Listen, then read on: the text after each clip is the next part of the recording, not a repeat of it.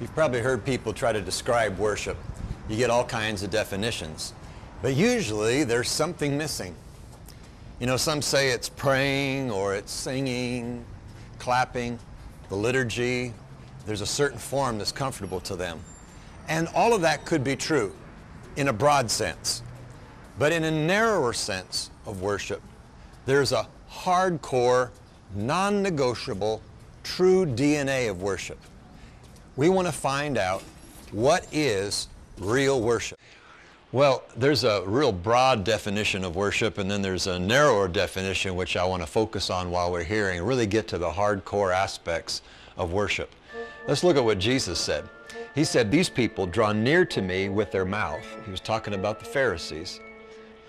"And honor me with their lips, but their heart is far from me, and in vain they worship me." Whoa, that is serious. We got to get to the bottom of this. So remember, worship is not outward activities or liturgies or songs. It is something that's deeper. So let's check it out. You know, in the narrow definition of worship, it's more vertical than horizontal. And so when we speak or sing to the Lord, it is something that we do more directly to Him than of Him. Like some songs are to God and some songs are of God. And so I want to ask you a question. Is your worship sick? You know, does it have some problems? Is it not feeling really good? Well, that's what I want to talk about. Because sometimes our performance or our singing or our liturgy can be form, but it may not in fact be worship. In fact, it may be the opposite of worship.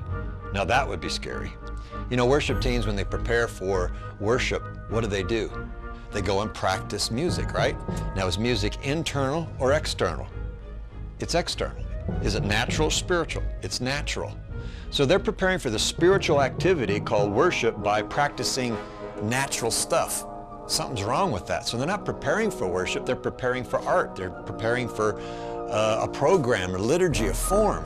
And so they've actually hindered themselves in not preparing spiritually, which is fasting, prayer, reading the Word. How about free worship? So you see, we may need a prescription here. You know what I'm talking about?